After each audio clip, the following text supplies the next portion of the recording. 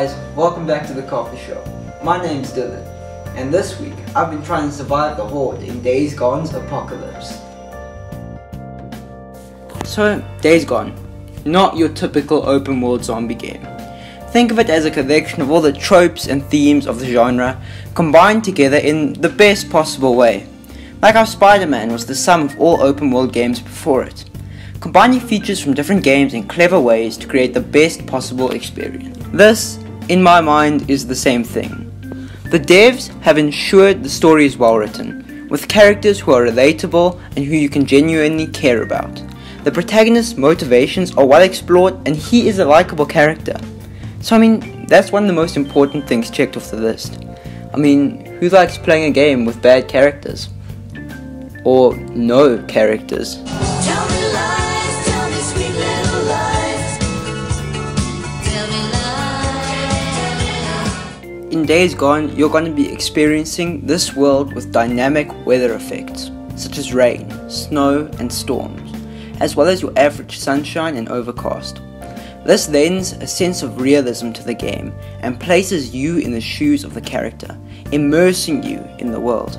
Plus, if there's one thing I love, it's some sweet weather effects. That's some one-of-a-kind virtual photography material right there. The zombies, or freakers as they're called, every zombie game needs a unique name for zombies. It's just a given. There's like a board meeting or something. So what are we going to call these zombies then? And whoever suggests zombies is fired.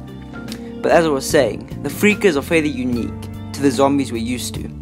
No spoilers, but they have a different backstory and origin, and in-game, they function differently. We've all seen the clips of freakers climbing over each other, moving like a massive wave of zombies coming for the player.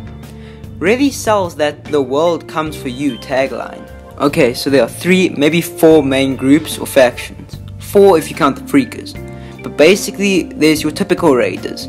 It's the apocalypse, people are robbing each other, there's no law, you know the story, the bad survivors.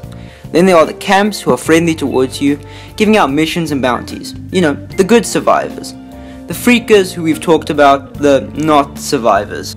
And then the rippers, as in like rest in peace-ers. They're the crazy culty survivors, who believe the freakers are some sort of gods or something along these lines. Look man, I'm not going to rip a church. I've seen what they do to people. From what I've seen, this game is going to be the first zombie game in a while, where I'm not just feeling tense, but genuinely scared. Some of the horror elements they've incorporated will make the combat feel heavier and like a lot more is riding on your success. Or failure, depending on how skilled a player you are.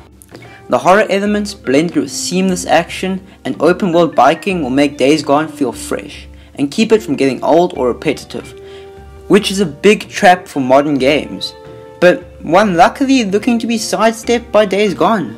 There's never a moment in Days Gone where you feel safe.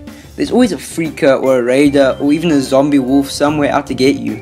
Same as staying in South Africa, but replace freakers, raiders and zombie wolves with lions, leopards and rhino. That's a joke to any foreigners. We don't have lions in the street, I promise. Keep quiet, Simba, I'm trying to lie to the foreigners. Let's go back to the bounties and missions I mentioned earlier.